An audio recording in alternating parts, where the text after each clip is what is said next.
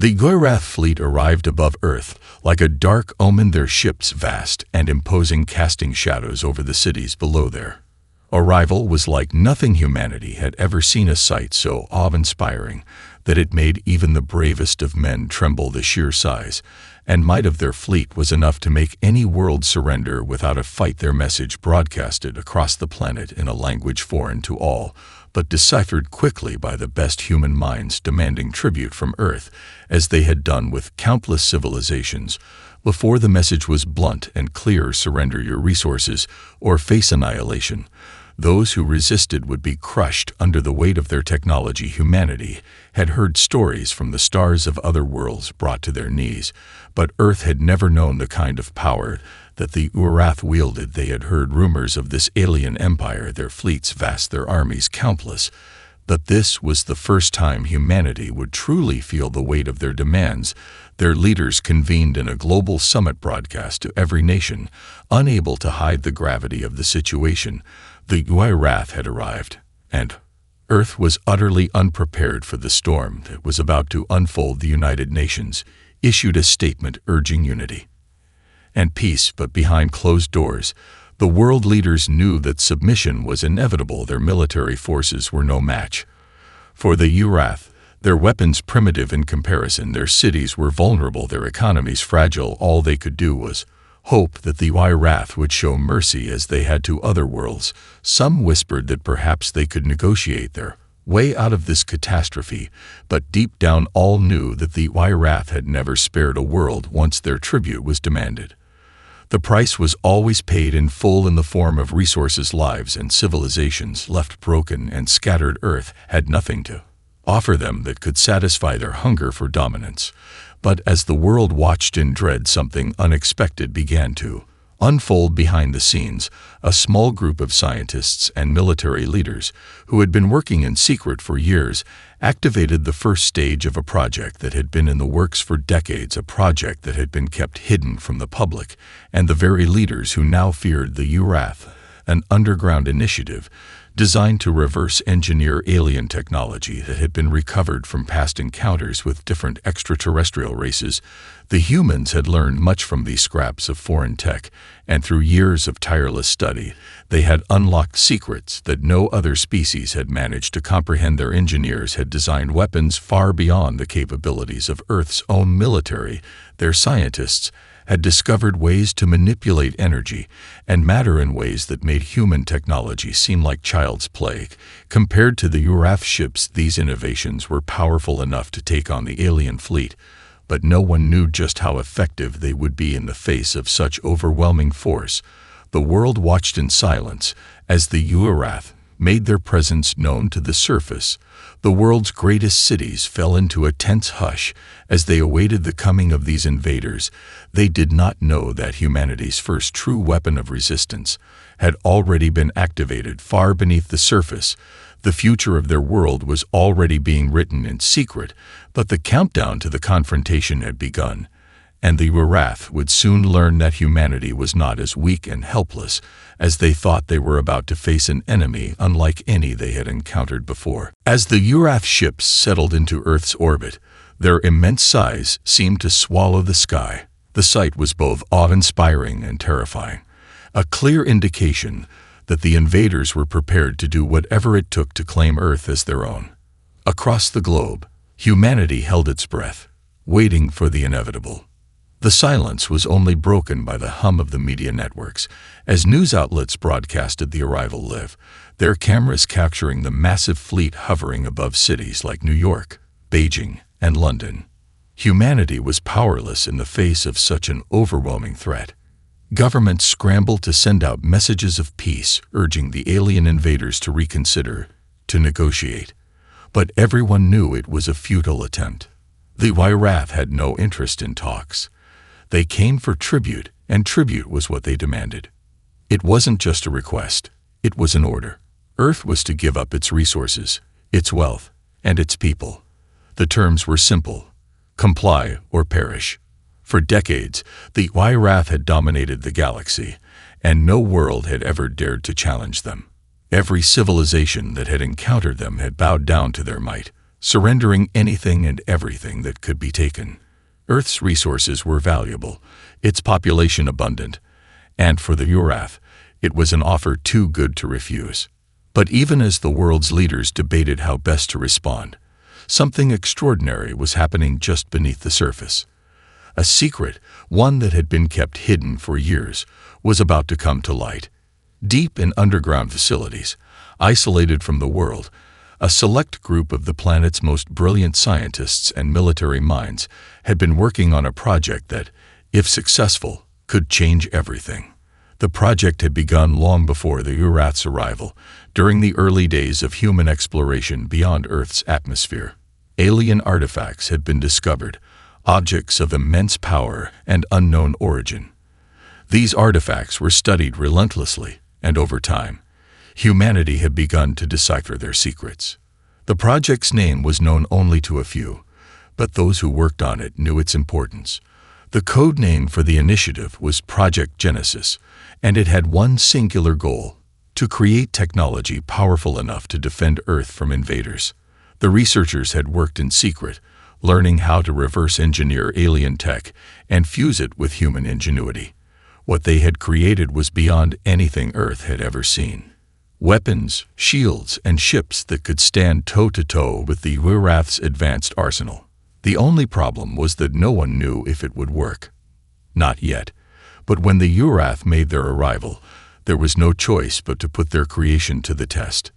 In the weeks leading up to the Urath's descent to Earth, humanity's military forces had been secretly outfitted with the new tech.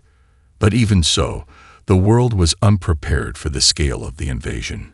Earth's air forces scrambled into action, sending out jets armed with experimental weapons, while ground troops prepared for an assault unlike any they had faced before.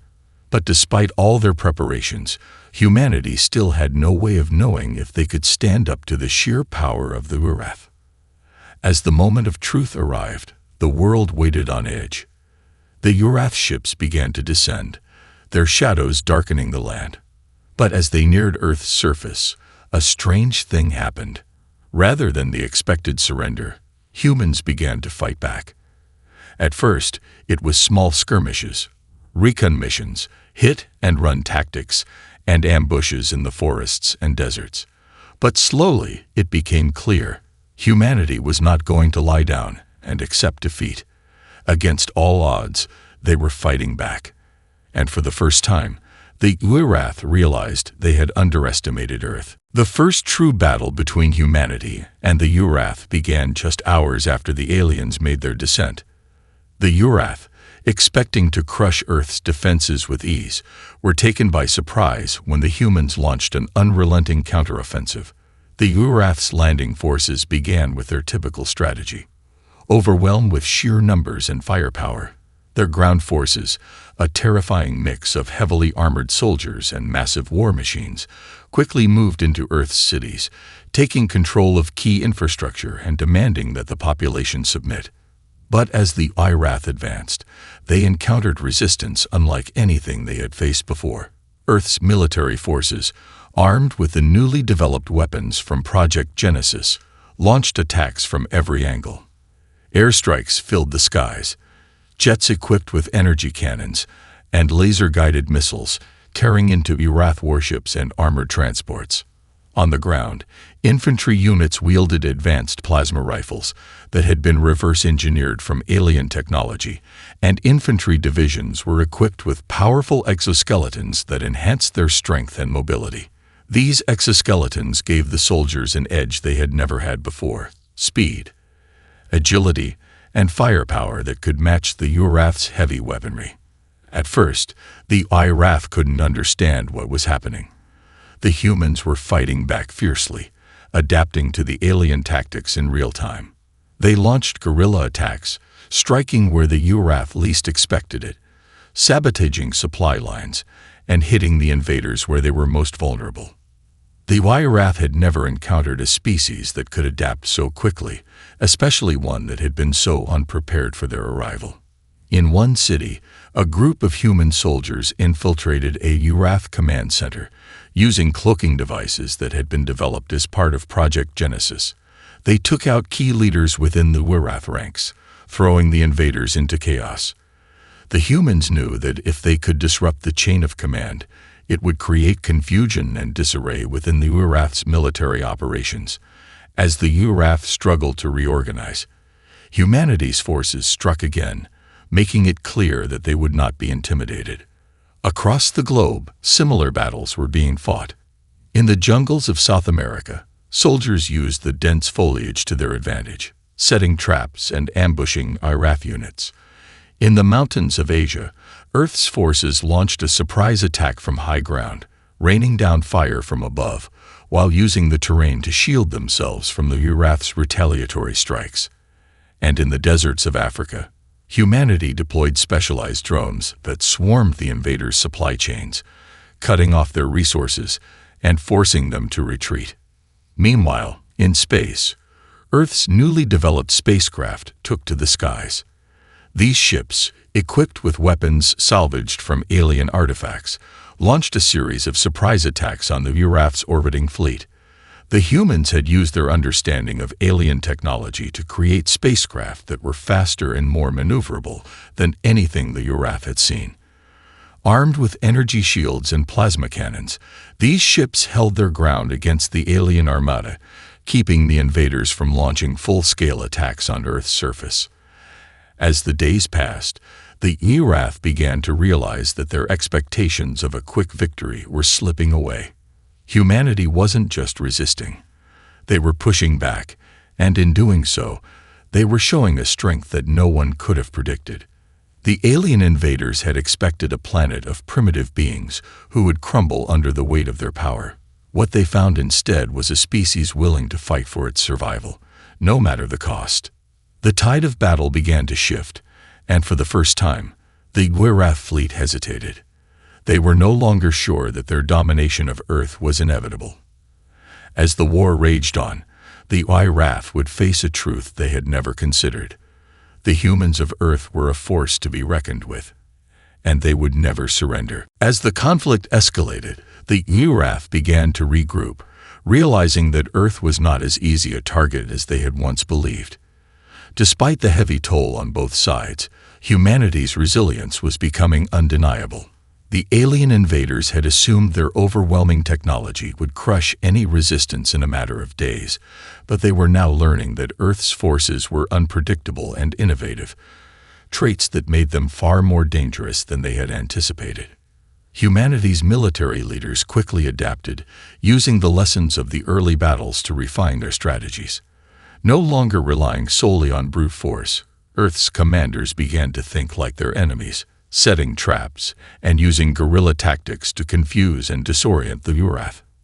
Entire battalions would strike hard and fast, only to disappear back into the cities, forests, and mountains, never staying in one place long enough for the Wirath to retaliate effectively.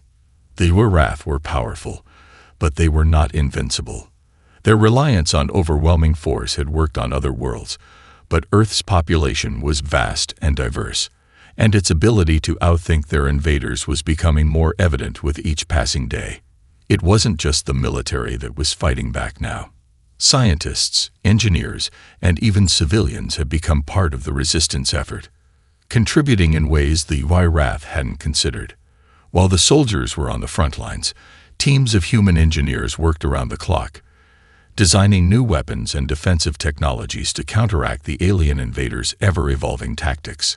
In one of the most daring strikes yet, a group of human engineers managed to infiltrate a Wirath supply ship hidden in Earth's orbit. Inside, they planted a series of explosives on key power systems, crippling the ship and forcing it to crash into the ocean. The explosion sent shockwaves through the Wirath fleet, and the loss of the ship's resources and technology sent the invaders into disarray. But the humans weren't finished yet. With every setback, the Wirath grew more desperate, and their confidence began to crack. Meanwhile, the human space fleet continued to engage the Wirath armada in the skies above Earth. The human spacecraft had been retrofitted with alien technology, giving them an edge in speed, maneuverability, and firepower.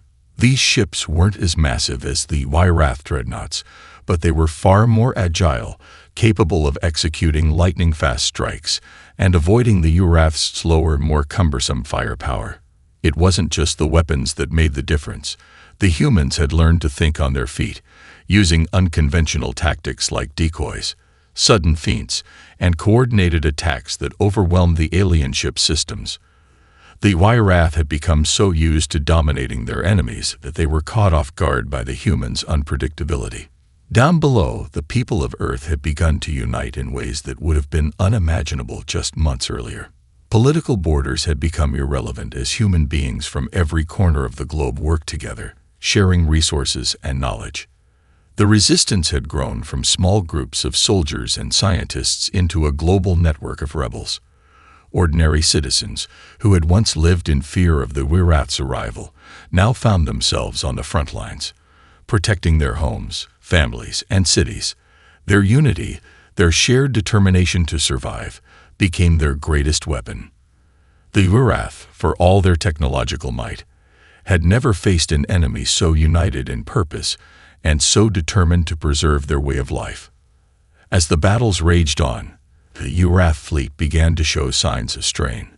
Their once cohesive forces were splintering under the pressure of Earth's relentless attacks. The Urath had always prided themselves on their superiority, but now, for the first time, they were questioning whether they could truly conquer a world that refused to be broken. Humanity, a species that had once been considered weak and insignificant, was now proving to be a force that the Urath could no longer ignore. As the war dragged on, the Urath began to see cracks in their once invincible forces. Their immense technological superiority, which had seemed so overwhelming at first, was slowly being chipped away by the relentless ingenuity and resourcefulness of Earth's resistance. The humans were adapting faster than the Urath had expected, turning every setback into an opportunity to innovate and strike back harder. What had started as a series of small skirmishes had now become full-scale battles, each one more intense than the last. The Urath, accustomed to the quiet submission of the worlds they conquered, were now faced with an enemy that not only fought back, but was learning and evolving in real time. In one instance, a human strike team managed to breach a Urath command ship and steal vital intelligence about their next attack plan. The humans analyzed the data and quickly launched a counteroffensive, ambushing the Urath before they could even implement their strategy. This success was a turning point. Earth had not only fought the invaders to a standstill, but had taken the initiative to outsmart them at their own game. At the same time, Earth's scientists and engineers continued to improve their weapons and technology, refining the alien technology they had reverse-engineered. They discovered new ways to manipulate energy and matter, creating weapons capable of piercing even the toughest of the Urath's armor. What was once a technological disadvantage for humanity had become a strength, and the Urath began to realize that they were no longer the dominant force in the conflict. The aliens' once pristine fleets now showed signs of wear and tear, as their ships and weapons were outmatched by the very human-made tech they had underestimated. In the skies, the human space fleet launched increasingly daring raids against the Urath's orbital forces. The human, smaller, faster ships had become a constant thorn in the side of the alien fleet, striking with precision and retreating before the Urath could retaliate. These tactics began to frustrate the Urath, who were used to overwhelming their enemies with sheer force. For the first time, the Urath felt vulnerable. Their advantage in numbers was no longer enough to guarantee victory. On Earth's surface, the resistance grew bolder. Citizens from all walks of life joined the fight, from engineers and doctors to farmers and teachers, all working together to protect their world. Entire cities were fortified, and the human forces became more organized, coordinating their efforts in ways the Urath couldn't predict. Humanity's unity, once a source of division and strife, had become their greatest strength. The Urath, whose empire had been built on oppression and control, could not fathom how a species so divided could come together with such force. One of the most pivotal moments in the war came when a human-led coalition launched a direct assault on a Urath fortress in Eastern Europe. The fortress, A massive structure protected by miles of defense systems was thought to be impenetrable. But the humans had spent weeks planning the attack, using captured Neurath technology to bypass their security systems. What followed was a coordinated assault that surprised the invaders. The Neurath had never faced an enemy that could use their own weapons against them so effectively. The battle was fierce, with both sides suffering heavy losses. But in the end, the human forces succeeded. The fortress fell, and the Neurath were forced to retreat. It was a massive victory, one that sent a clear message to the invaders. Earth would not fall. Humanity was no longer just fighting for survival. They were fighting to take back their planet, to drive the Neurath from their home. This victory was not just a military one. It was a symbol of humanity's unwavering determination to protect their world. The Neurath, for all their power and advanced technology, had underestimated the humans' will to fight. As the battle continued to rage, it became clear that Earth would not be just another conquered world in the Neurath's empire. It would be the place where they would meet their greatest defeat. The victory at the Neurath fortress was a turning point in the war, but it also marked a new phase of the conflict. The humans, emboldened by their success, began to shift their focus from merely defending their cities to actively pushing the invaders off their planet. With the momentum on their side, the resistance intensified their efforts. The Neurath, once so sure of their ability to crush humanity, were now scrambling to contain the growing rebellion. The Neurath leadership was in turmoil. The defeat at the fortress had shaken their confidence, and the loss of such a crucial stronghold was a blow to their entire strategy. They had expected Earth to fall quickly, but instead, humanity's resistance was only growing stronger with each passing day. What had begun as a single, isolated battle was now part of a much larger campaign, one that spanned continents and involved every corner of Earth's population. The Neurath had underestimated humanity's ability to organize and fight back, and now they were paying the price. In response, the Neurath began to adapt, shifting their tactics in an attempt to regain control. Their once brilliant military strategies now seemed stifled and disorganized, as they found themselves forced into a defensive position they had never experienced before. The humans, on the other hand, were becoming increasingly creative in their tactics, using the terrain to their advantage. Earth's forces employed guerrilla warfare, hit-and-run tactics, and sabotage missions to keep the Neurath off balance. While humanity continued to push back on the ground, the battle in space had reached a critical point. The Neurath Armada had once dominated the skies, but now, Earth's fleet was no longer a small nuisance. The human ships, faster and more agile than the massive Neurath warships, had taken on a central role in the conflict. The humans had developed a new type of fighter, equipped with cutting-edge cloaking technology and advanced weaponry. These ships could appear out of nowhere, strike with devastating precision, and disappear before the Neurath could retaliate. The surprise attacks, coupled with coordinated strikes from Earth's ground forces, were making it difficult for the Neurath to keep their forces intact. One of the key turning points came when a human strike force, utilizing captured Neurath ships, launched an audacious assault on a Neurath flagship.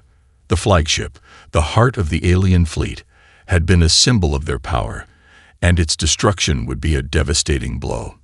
The humans knew that if they could take down the flagship, it would send a shockwave through the Neurath forces, forcing them to rethink their entire approach to the war. The mission was dangerous, far from certain, but the human forces were determined. With surgical precision, the strike force infiltrated the Neurath flagship, overcoming its defenses and breaching the hull. What followed was a brutal battle within the ship's walls, as human soldiers fought their way to the control center. The Neurath had never expected an attack from within their own flagship. The humans, once thought to be weak and outmatched, were now forcing the aliens into a desperate retreat. When the flagship finally fell, its destruction sent ripples throughout the Neurath fleet. The shock was immediate. Commanders scrambled to reassert control, but it was too late. The damage had been done. The Neurath were no longer the unstoppable force they had once been. Their once unified command structure had splintered, and the humans, fueled by the victory and the realization that they could defeat the invaders, pressed their advantage. The Urath, in a final attempt to salvage their campaign, began to turn their attention to Earth's major cities, planning to launch a brutal offensive to break the human resistance. But Earth's forces were ready. The world had united in a way that had never been seen before. Every nation, every community, every individual had a stake in the survival of their planet. And as the Urath prepared for their last stand, humanity prepared for the final battle to reclaim their home. The final battle for Earth was about to begin. The Urath, now on the defensive and reeling from the loss of their flagship, made one last desperate attempt to regain control. Their remaining forces concentrated in Earth's largest cities, determined to crush the resistance and make an example of humanity. The alien invaders believed that by taking these key locations, they could break the spirit of the people and force them to surrender. But what they didn't realize was that the cities were now the heart of the resistance, and humanity had no intention of giving up. As the Urath advanced on the cities, humanity's forces mobilized for their final push. The world's military leaders, united like never before, devised a multi-pronged strategy to take the fight to the invaders in their most vulnerable positions. On the ground, civilian militias, soldiers, and resistance fighters prepared for a series of coordinated attacks aimed at crippling the Urath's remaining strongholds. In the skies, Earth's space fleet formed a defensive perimeter, ready to launch a full-scale counteroffensive. But this time, the humans had one advantage that had never existed before. They were no longer fighting for survival alone. They were fighting for the future of their planet, their children, their freedom. The battle began at dawn. The first wave of resistance fighters, armed with advanced weapons and cloaking technology, infiltrated the Urath strongholds. They hit supply lines, destroyed communications hubs, and targeted key infrastructure. The Urath were caught off guard, unable to react quickly enough to the speed and precision of the attacks. Humanity's guerrilla tactics had grown so sophisticated that the Urath could no longer rely on their superior numbers and firepower to crush the rebels. Every move the invaders made was anticipated, countered, and exploited by the humans. At the same time, Earth's space fleet engaged the remaining Urath warships in a fierce battle above the planet. The once imposing Urath armada was now fragmented, their ships damaged and disorganized. The humans, with their superior tactics and knowledge of the alien technology, launched precision strikes against the enemy fleet. The fight was intense, with explosions lighting up the sky as the Urath ships crumbled under the force of Earth's weapons. The humans were no longer just defending their home. They were actively hunting the invaders down, wiping out their fleet piece by piece. On the ground, the Urath forces were beginning to falter. They had underestimated the determination of Earth's soldiers and civilians. The once feared alien soldiers, clad in their powerful armor, found themselves overwhelmed by the sheer number of humans willing to fight and die for their world. The Urath's carefully constructed defensive lines began to crumble, and their soldiers, once so confident, began to retreat in disarray. As the fighting raged on, the Urath leaders, now fully aware of the scale of their failure, gathered in their command center to issue orders for a final, all-out assault. But it was too late. The resistance had already infiltrated their most crucial command posts, cutting off their communications and sabotaging their final strike plans. The Urath, scattered and unable to regroup, were now facing an insurmountable challenge. What had once seemed like an easy victory for the alien invaders was now a chaotic retreat from a planet they had never fully understood. In the midst of the chaos, the human forces launched their final, decisive strike. A combined ground and space attack coordinated to overwhelm the remaining Urath strongholds. Earth's forces moved like a single entity, executing their plan with military precision. The Urath, battered and leaderless, stood little chance against the onslaught.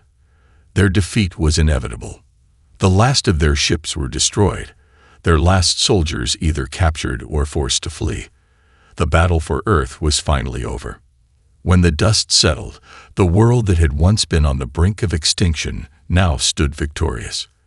The human spirit, tested and pushed to its limits, had triumphed over the most powerful force the galaxy had ever known. The Urath, the conquerors of countless worlds, had been beaten by a species they had dismissed as weak and insignificant. Earth had proven that no matter the odds, no matter the strength of the enemy, humanity would never surrender. The aftermath of the battle was both triumphant and somber. Earth had won, but the cost had been immense. Cities lay in ruins, and countless lives had been lost in the struggle to reclaim their planet. The streets, once filled with the noise of everyday life, were now eerily silent, a stark reminder of the devastation caused by the war. Yet, amid the destruction, there was hope. The Urath had been defeated, and humanity had proven that even in the face of the most overwhelming odds, they could endure, adapt, and fight back. As the dust settled, the survivors began to rebuild. The world, though scared, was alive with the promise of a new beginning. Governments, which had once been fractured by borders and divisions, came together in the wake of the war, united by a common purpose.